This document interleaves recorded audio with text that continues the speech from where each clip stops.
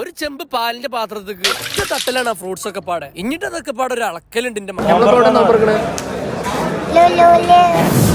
Welcome back my channel.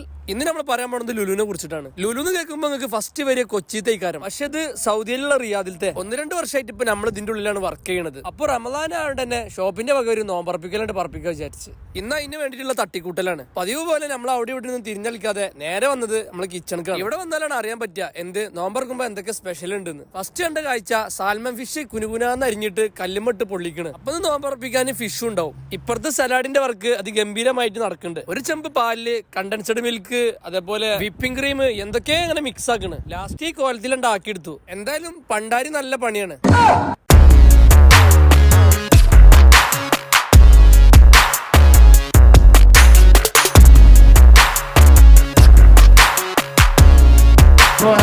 ഇന്നത്തെ നമ്മൾ എല്ലാ വർഷവും നടത്തിയിരുന്ന ദിഗ്രം പരിപാടിയാണ്. ഇപ്രാവശ്യം നമ്മൾക്ക് ഫുഡിന്റെ ഐറ്റംസ് പറയാനുണ്ടെങ്കിൽ സ്പെഷ്യൽ ആയിട്ട് സ്പെഷ്യലി നമ്മളെ മട്ടൻ ബിരിയാണി. നല്ലോണം നടക്കുന്നുണ്ട് ഇവിടെ. അപ്പൊ സാധനങ്ങളൊക്കെ ഏകദേശം സെറ്റായി. ഞങ്ങളൊക്കെ നിലത്ത് വിരിച്ച് സെറ്റാക്കി. നോമ്പ് തുറക്കാൻ ഇനി 15 മിനിറ്റ് കൂടി ഉണ്ട്. എന്തുകൊണ്ടും വളരെ വ്യത്യസ്തമായ ഒരു നോമ്പുറയാണെന്ന് എല്ലാ വർഷവും ഉണ്ടാകാറുണ്ട്. വളരെ നല്ലത്.